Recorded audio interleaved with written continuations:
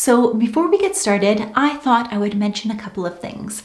So I got this fabric from Thread Crate as well as the pattern, and one thing to note is that this fabric is rather sheer. So it's ivory, which is absolutely perfect for summer and I absolutely love it, but it is a wee bit sheer and it's very slinky.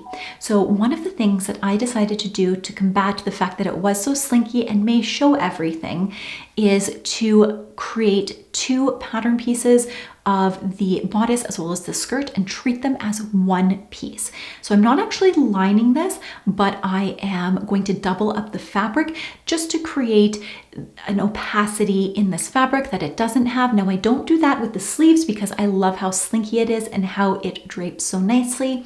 If you have a different colorway and it's not ivory, you probably don't have to do this, but this could be applied to pretty much any knit garment if you have a fabric that is a bit on the sheer side.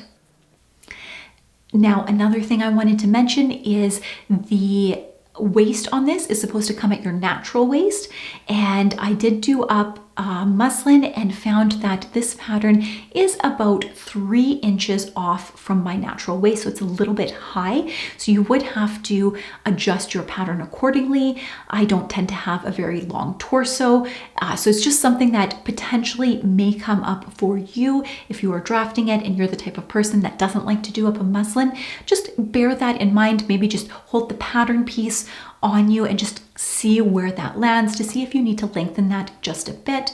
And I did choose the above the knee length, and it does have a 1-inch hem, and I decided to go for a 1/2 inch hem just because I thought it would be just a little too short if I gave it a full 1-inch hem.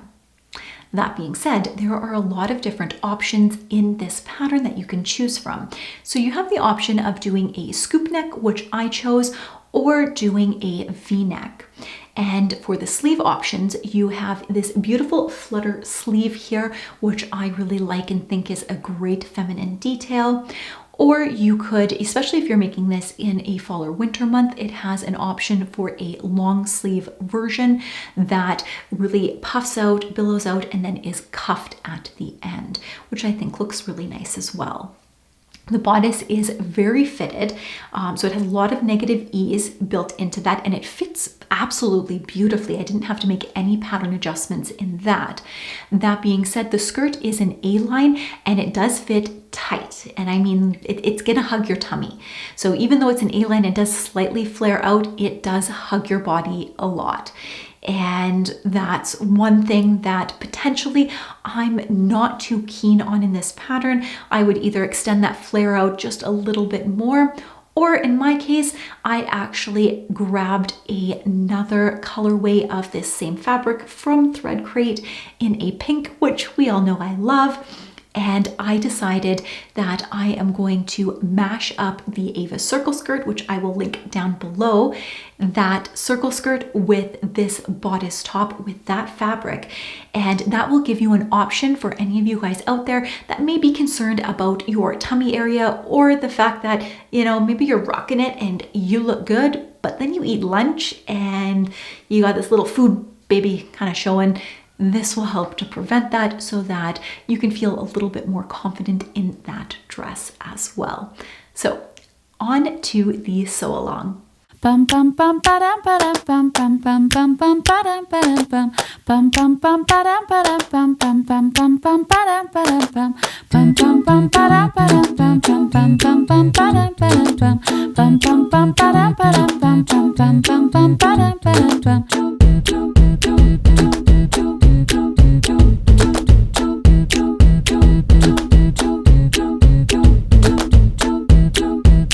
So we're going to start with the pre-work, which is the interlining. So you can see my fabric is rather sheer. I can see the grid line through it. So when you interline something, you're going to place 2 of the same pattern pieces together. Sometimes you use a different fabric. I am using self fabric because that's what I have on hand and I want it to have the same stretch. Now for step 1 with the shoulder seams. Now ideally you would baste these together and then treat them as one fabric piece. I am skipping that because I'm a little bit naughty, and I am going to just be placing the 2 back pieces together, right sides together with the 2 front pieces, and then I'm going to clip them at the shoulder seams here. And I would say if you're a beginner, I would probably stitch around the perimeter of all your fabric pieces. But if you don't think things are going to slip, you can go ahead and do it just as I have. For step 2, we've got the neckband binding. So you're going to take the neckband and you're going to fold it right sides together, matching up the short end.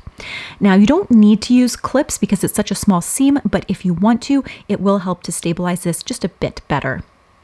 And once you are done stitching that in place, you're going to fold it wrong sides together. And we don't need to interline this piece because it's the neckband. I'm going to match up my center point, which I have marked on my notch. Another thing that I like to do is mark the quarter points. Now that's not a pattern marking that was on the neckband, but I think it's important to mark these quarter points in order to get an even neckline finish. So once you have marked that, we are going to grab our bodice front, and I am just marking the center front and then the center back here. And I'm just folding it in half. And then because it is a scoop neck, it is not going to be even at the shoulder seams for that quarter point. So I'm matching up that center front and the center back together. And now I am marking that quarter point along the bodice, which is not the shoulder seams. So when you see neckbands where they're gathered a little too much in one area, it might be because you are using that shoulder seam as a quarter point. Next, I am going to match the seam up with the center back because I want that seam of my neckband to be in the back. I am placing right sides together with the raw edges facing, and I'm going to match up the center back and the center front points first. Then I'm going to move on to my quarter points on my neckband as well as on the bodice, and I'm going to match those up with some clips here. Now, once I have that all matched up, then we begin to ease in the bodice to the neckband because it is smaller. So you can see there is more of the bodice than there is the neckband. Now, in order to do this, we are just going to gently pull just the bodice, not the neckband, and then you're just going to pinch it at that midpoint. And you're going to continue to do this along the neckband, being sure that you are not stretching the neckband, especially when you are sewing, because you're going to stretch it out of shape. You want that neckband to really pull in that bodice so that it lies nice and flat against your skin. So I'm using a decent amount of clips in order to hold everything in place, and then I'm going to pop on over to my sewing machine and I am going to stitch all around here, and I also serged the edges. Now if you are using an overlocker to serge the edges, you are working in the round, so you will need to hide those thread tails. You can't just clip them off because they are going to unravel on you. So you're just going to take a large needle and just thread it back through those stitches, and it's all nice and secure for you. And it should look like this. Now on to step 3, the sleeves. So I love how these sleeves are set in. You don't have to, set in those sleeves. You're actually attaching them flat, which is my favorite way to set in sleeves. So what we're going to do is I am just going to match up these 2 notches that they have. So the notch that goes out matches up to your shoulder seam, and then the notch that I drew with the soluble marker is the one that matches to the bodice back or front. And then I am just going to pin this in place, and your sleeve cap and the armhole should match exactly. There shouldn't be any easing going in. So I'm going to stitch it and serge the edges here, and it should look like this. And then I am going to place the bodice right sides together, and this is where we are going to sew the side seam as well as the underarm sleeve of the sleeve. And so I like to match up the underarm sleeve first, and then I match up either end, and then I fill in with clips going down the interior here. Now you're going to want to be careful when you've got those 4 layers of fabric here. If you're stitching this together without interlining, it's much easier. And it should look like this. The next thing we're going to do is we are going to hem the sleeves. And so it is a 1/2 inch hem right here, and I'm just folding it towards the wrong side of our sleeve. And I'm just using my measuring tape to secure in that 1/2 inch. And I find that this is perfect if you have a cover stitch machine, because when you go around it, there is no trimming required on this. So I think that 1/2 inch hem allowance is perfect for this. So you're just going to stitch along here with either a twin needle, a zigzag, or in my case, my cover stitch machine. You really want to make sure that you do have that stretch stitch. I also used my cover stitch machine on my neckline to push that neckline seam down. Now for step 4, the skirt. So with the skirt, I am also interlining it. So as I had mentioned before, you are supposed to place these together and then stitch around the entire perimeter of the front and back skirt pieces so that you can treat them as one. And in this case, I regret not doing that. So I am just adding my front and back pieces together. So I've got 4 layers of fabric, and then I am going to pin it in place and stitch down the side seams. Now I will explain later why exactly I didn't like the fact that I did it this way. And I'll give you a clue. It has a little something to do with the hem and it not being as even as I would like it to be and me having to trim it later. So if you are at this step and you're interlining, I would suggest basting around all of the edges just to make sure that everything lies beautifully. And I'm just going in here and I am matching everything up, and I'm going individually through all 4 layers to really match up those side seams accurately. And once I have it all clipped in place, then we are going to head over to our sewing machine and our serger if you have one and finish those edges. So step 5, attaching the bodice to the skirt. So your skirt is all done here, and now we're going to attach the bodice piece. So with right sides together, we are going to match up the bottom of the bodice waist seam with the top of our skirt. So bear in mind, you are going to have 4 layers of fabric. 2 from the bodice and 2 from your skirt. I like to match up the side seams first, and then I mark the points on my center front and center back on both my skirt pieces and my bodice pieces. Then I match those up. So I'm quartering this up, and then I am just going to match going all along in between. You should not have to stretch or ease any of the fabric, as these seams should match up exactly.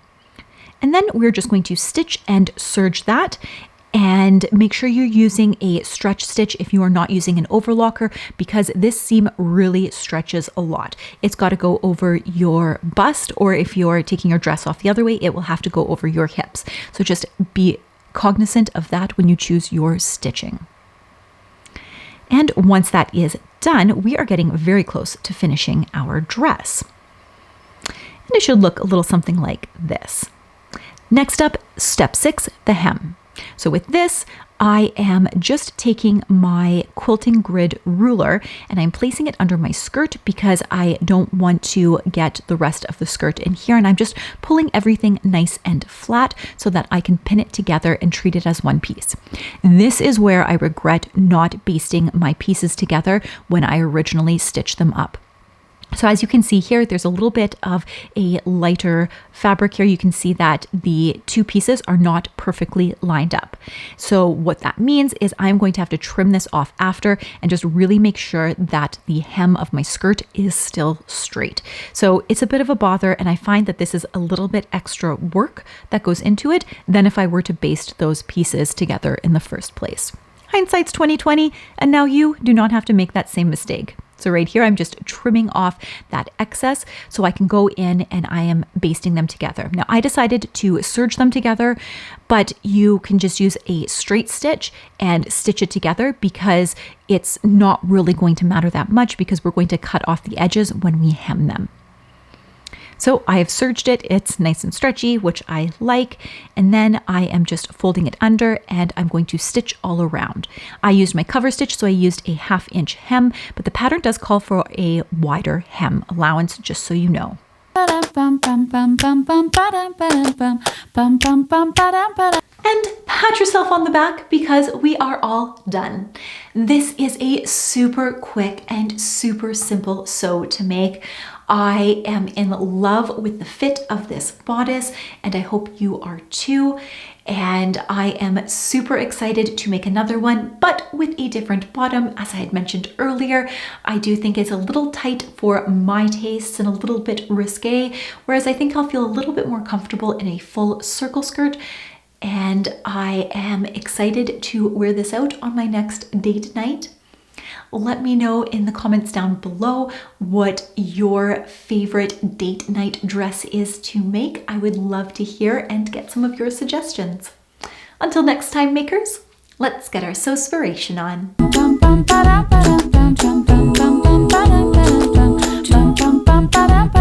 drum.